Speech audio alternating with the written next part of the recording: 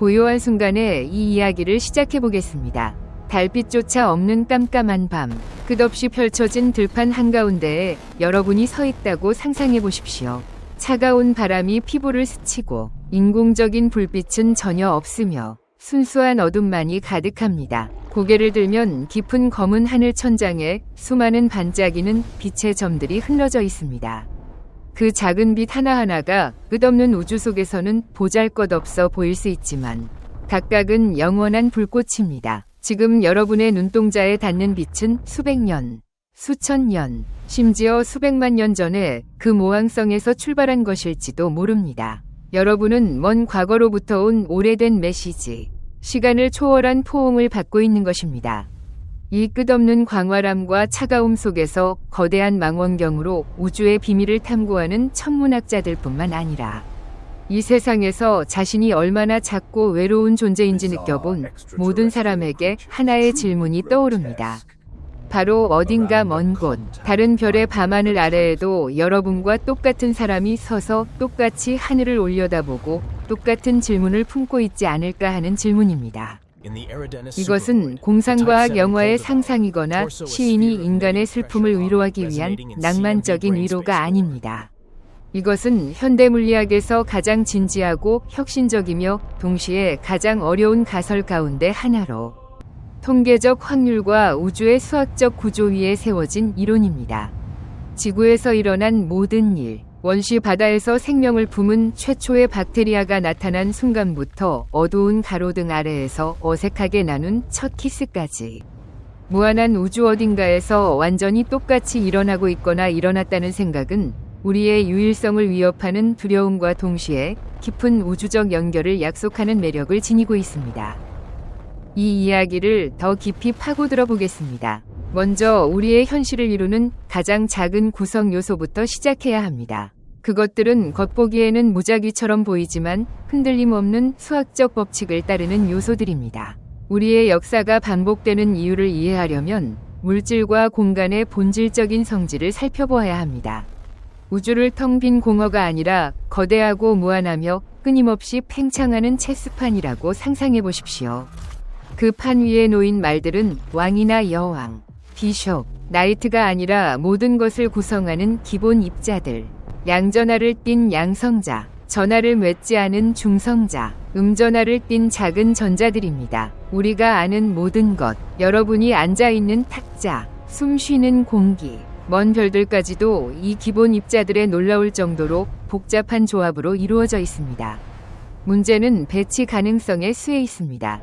불타는 항성, 지구처럼 푸른 행성, 혹은 인간의 마음처럼 자기의식을 가진 복잡한 뇌를 형성할 수 있는 조합의 수는 상상을 초월할 만큼 많지만 물리학자들이 지적하는 결정적인 점은 그 수가 무한이 아니라는 사실입니다.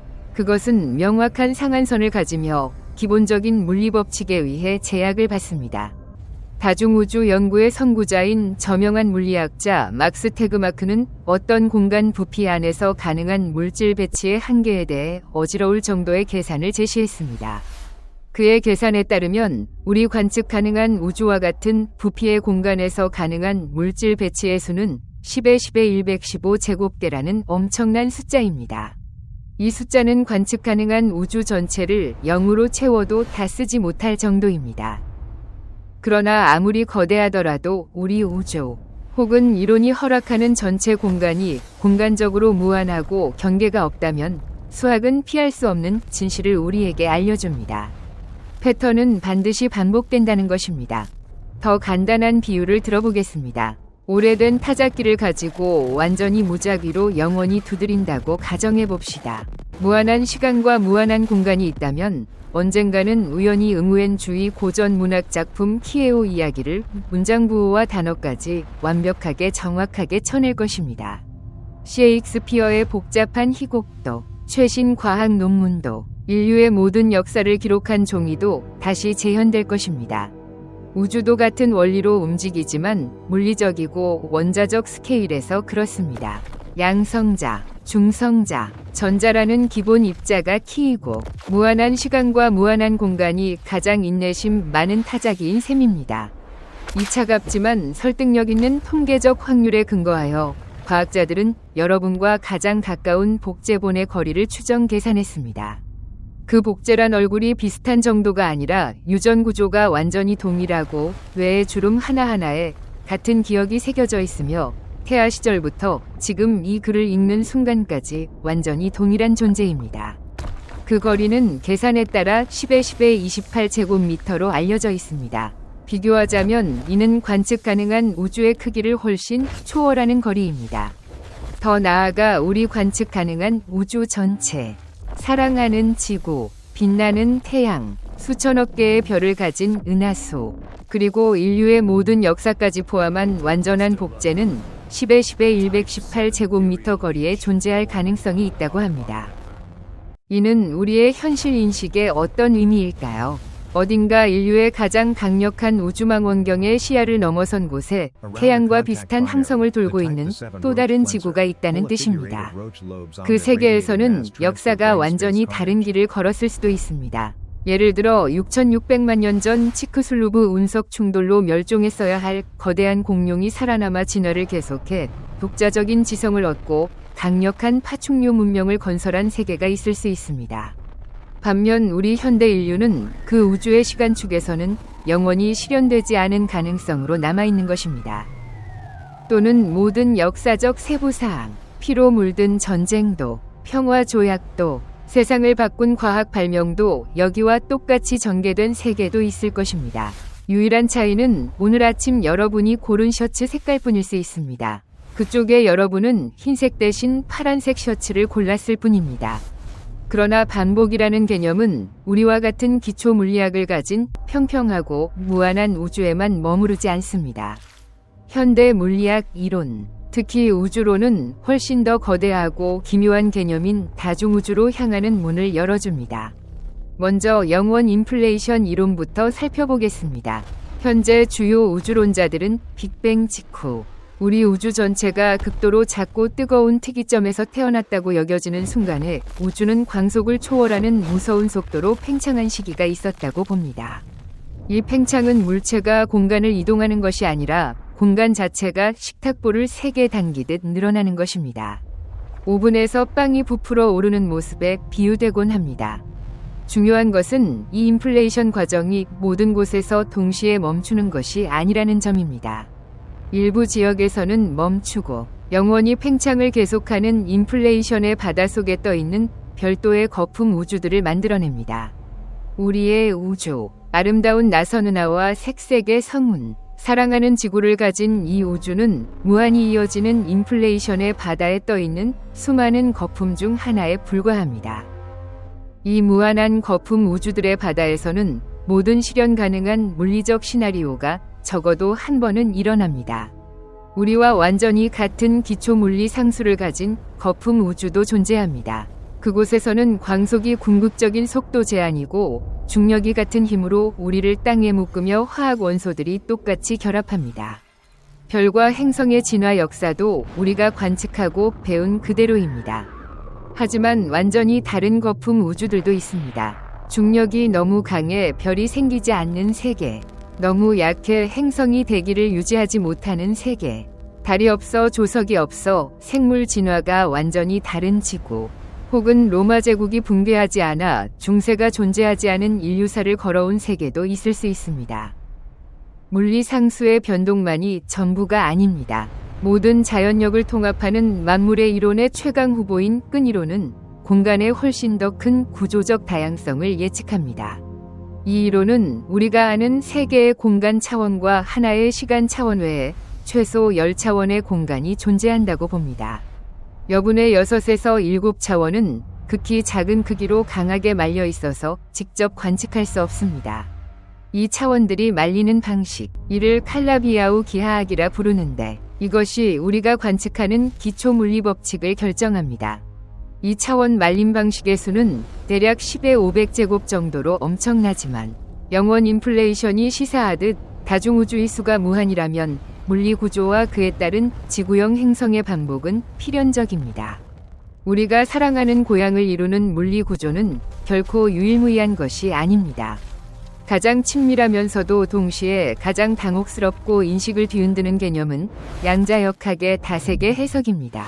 이는 미시적 수준에서 기본 입자들이 측정될 때까지 확정된 상태를 갖지 않고 모든 가능한 상태의 중첩에 있다고 설명합니다. 1957년에 물리학자 휴 버렛이 제안한 다세계 해석은 모든 가능성이 실현되지만 각각 분기된 별도의 우주에서 실현된다는 대담한 설명을 제시합니다.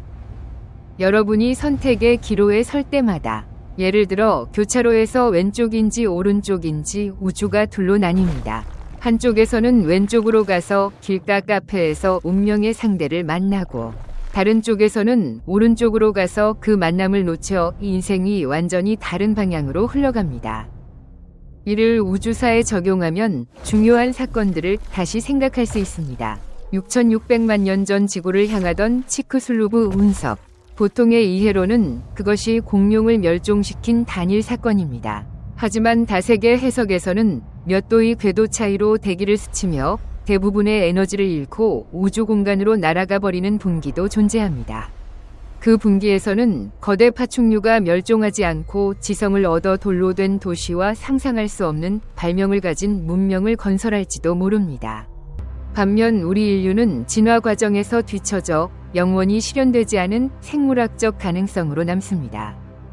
이렇게 일어난 일, 즉 공룡 멸종은 다른 평행 현실에서는 일어나지 않은 일로 지금 이 순간에도 존재하는 것입니다. 지구가 유일무이한 기적이 아니면 인류의 이야기가 우주에서 단 한 번의 사건이 아니라는 믿음을 더욱 굳건히 하기 위해 과학사와 우주 속 인류의 위치를 돌아보겠습니다. 코페르니쿠스 원리는 수세기 전에 우리에게 겸손을 가르쳐 주었습니다. 지구는 만물의 중심이 아니라는 인식의 대변역이었습니다. 그 후 우리의 에너지원인 태양이 은하수의 수천억 개 있는 별 중 평범하고 다소 작은 별에 불과하다는 사실이 밝혀졌습니다. 그리고 우리의 아름다운 나선 은하인 은하수도 관측 가능한 우주에 수천억 개 있는 은하 중 하나에 불과합니다. 우리 태양계를 이루는 화학 원소의 다양성은 수소, 헬륨, 탄소, 산소와 같은 우주에서 가장 흔한 원소들로 이루어져 있습니다. 철이나 금 같은 무거운 원소는 거대한 항성의 죽음이라는 우주의 대장간에서 단련되어 우주 공간에 흩뿌려집니다. 우리 몸을 이루는 원자들이 보편적이고 생명을 낳는 기초 물리 법칙, 즉 중력, 전자기력, 핵력이 관측 가능한 우주 어디에서나 똑같이 작용한다면 그 조합의 최종 결과인 복잡한 생명 문명 인류의 풍요로운 문화사가 유일무이할 이유가 없습니다. 지구만이 이런 조건들이 수렴해 우리와 같은 현실을 만들었다고 생각하는 것은 과학적 오만이며 거의 무한한 공간과 시간에 대한 통계적 확률 법칙에 대한 중대한 위반입니다. 최근 케플러 우주망원경, 특히 제임스 웹 우주망원경은 수천 개의 외계 행성을 발견하며 이 분야를 완전히 바꿔놓았습니다. 그중 많은 행성이 항성의 거주 가능 영역에 있으며 지구와 비슷한 크기이고 대기나 액체 상태의 물 흔적을 보이는 것들도 있습니다. 이로 인해 생명의 기본 조건이 희귀하지 않다는 확신이 더욱 강해졌습니다. 2025년 현재 제임스 웹 우주망원경은 여전히 혁신적인 발견을 이어가고 있습니다. 8월에 발표된 태양과 가장 가까운 태양형 별을 돌고 있는 행성의 새로운 증거. 예상 밖의 대기 구성을 가진 차갑고 혼란스러운 외계 행성. 와스프 18b의 뜨거운 대기에서 예상보다 약한 적외선 신호를 보인 3차원 관측.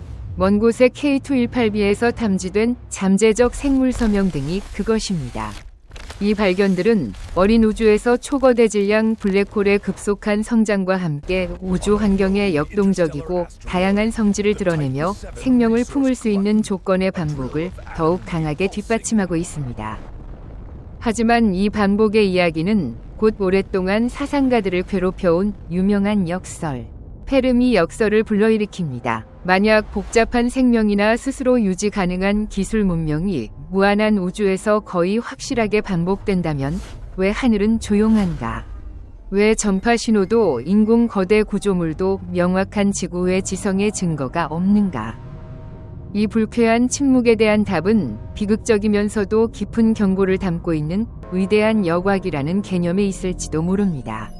이 가설은 무생물에서 성간 여행과 통신이 가능한 문명에 이르는 진화 과정에 대부분의 생명체가 넘지 못하는 극도로 어려운 장벽이 존재한다고 주장합니다. 그 여과기는 어디에 있을까? 두 가지 가능성이 등골을 서늘하게 만듭니다. 첫째는 여과기가 우리의 과거에 있는 경우입니다. 무기물에서 생명이 탄생하는 화학 진화, 즉 아비오제네시스, 진핵생물의 출현, 다세포이며 의식을 가진 생명의 탄생 등이 극히 낮은 확률의 도약이며 지구는 운 좋게 그것을 넘었다는 것입니다. 이 경우 지구형 행성은 무수히 많아도 대부분의 별은 박테리아나 단세포 생물만을 품고 있을 것입니다. 우리는 가장 어려운 장애물을 넘은 극히 드문 행운아입니다. 둘째는 가장 불안감을 자아내는 가능성으로 여과기가 우리의 미래에 있는 경우입니다. 우주 식민지나 강력한 통신 신호가 가능한 기술 단계에 이르기 전에 모든 문명이 실패한다는 것입니다. 기술 문명은 스스로의 발명으로 자멸합니다. 지구 규모의 핵전쟁, 통제 불능의 인공지능 폭발, 돌이킬 수 없는 기후변동으로 인한 생태계 붕괴, 통제 불가능한 고도 바이오테크놀로지 등입니다. 이 경우 우주의 침묵은 우리가 도달한 기술 수준의 문명은 곧 스스로를 끝장낸다는 경고인 셈입니다. 2025년 현재 페르미 역설과 위대한 여과기에 대한 논의는 새로운 관점으로 진화하고 있습니다. 일부 이론가들은 단일한 파괴적 여과기가 아니라 여러 확률적 장애물이 겹쳐서 해결된다고 주장하며 인공지능이 여과기가 될 수 있다는 연구도 늘고 있습니다. 물리학자 브라이언 콕스는 위대한 여과기가 지성을 가진 생명에게 보편적인 실현이라고 강조하며 인류 자신의 기술적 위험 논의와도 연결되고 있습니다. 이는 등골이 서늘해지는 반성을 불러옵니다. 인류가 직면한 재앙, 과거의 대멸종, 현재의 생태계 불균형, 핵전쟁 위험, 통제 불능의 첨단 기술 성장 등은 지구만의 고립된 비극이 아니라 우주적 법칙이며 기술 진화에서 필연적인 각본일지도 모릅니다. 어딘가 먼 곳 자매 문명도 파괴적인 기후위기나 새로운 대량 살상 무기의 배치를 논의하고 있을지도 모릅니다. 그들의 과학자들도 밤하늘을 올려다보며 같은 외로움과 질문을 품고 있을 것입니다. 우리의 치열한 생존 투쟁은 고립된 드라마가 아니라 우주의 모든 지성에게 반복되는 보편적인 실현인 것입니다. 그러나 이 이야기를 마비시키는 공포가 아니라 희망과 수용의 음색으로 마무리합시다. 지구에서 일어난 일이 어딘가에서도 일어나고 있다는 명제는 단순히 확률에 기반한 차가운 물리학적 명제가 아니라 연결과 존재 의미에 관한 깊은 철학입니다. 과학적으로 우리는 수학적 진실을 부정할 수 없습니다. 공간과 시간의 엄청난 무한 혹은 무한한 다중우주 속에서 특정한 진화사와 특정한 인류를 가진 지구가 유일무이할 확률은 거의 0에 가깝습니다. 반복은 무한의 필연적 귀결입니다. 물리법칙은 가장 성실하고 근면한 건축가로서 충분한 재료인 기본 입자와 충분한 시간이 주어지면 동일한 구조, 동일한 시나리오를 만들어낼 것입니다. 2025년 현재 다중우주 이론의 진전도 이를 뒷받침합니다. 우주의 가속 팽창에 의문을 제기하는 연구, 암흑에너지가 시간에 따라 약해질 가능성을 시사하는 연구, 거울 세계나 우주의 끝을 제안하는 암흑물질 기원론, 구글의 윌로우 양자칩이 보여주는 다세계 원리와의 일치, 다섯 번째 차원 입자에 의한 암흑물질 설명, 빅뱅 서사를 도전하는 새로운 영원 인플레이션 모델 등은 모두 반복이 보장되는 무한한 거품 우주의 존재를 더욱 강화하고 있습니다. 감정적으로 이 생각은 처음에는 우리의 중요성을 줄이는 듯 보이지만 기묘하고 따뜻한 위로를 줍니다. 인류의 역사적 과오, 전쟁 범죄 비인간적 행위 등이 다른 평행 세계에서는 수정되고 피할 수 있었을지도 모릅니다. 전쟁으로 잃어버린 위대한 예술작품, 천년 분량의 지식을 담은 고대 도서관이 불타지 않고 남아 다른 지구의 다른 인류에게 소중히 보존되고 있을지도 모릅니다. 이성이 우리에게 이 우주적 형제자매들과 결코 접촉할 수 없다고 말하더라도 공간적 거리가 여행 능력을 초월하거나 차원과 거품 우주의 벽을 넘을 수 없더라도 우리가 우연한 오류나 고독한 사고, 유일무이하고 무의미한 창조물이 아니라는 사실을 아는 것만으로도 인류는 우주의 영원한 어두운 밤 속에서 그다지 외롭지 않을 수 있습니다. 지구의 이야기, 발견의 폭발적인 기쁨, 상실의 가슴을 찢는 고통, 의미를 찾아 일어서는 끊임없는 투쟁은 독주가 아닐지도 모릅니다. 그것은 반복해서 불리는 노래, 파괴될 수 없는 영원의 합창이며 수많은 평행 현실에 울려 퍼지는 존재의 선율입니다. 그리고 누가 알겠습니까? 지금 여러분이 이 글을 다 읽는 바로 그 순간, 어딘가에 여러분이 조금 다른 밤하늘 아래에서 똑같은 일을 막 끝냈을지도 모릅니다. 그들도 밤하늘을 향해 미소 짓고 수억 광년을 넘어선 보이지 않는 연결, 부드러운 울림을 느끼고 있을지도 모릅니다. 어디에 있든 우리는 함께 하늘을 올려다보고 함께 묻습니다. 우리는 이 광대한 고독 속에 홀로 있지 않습니다.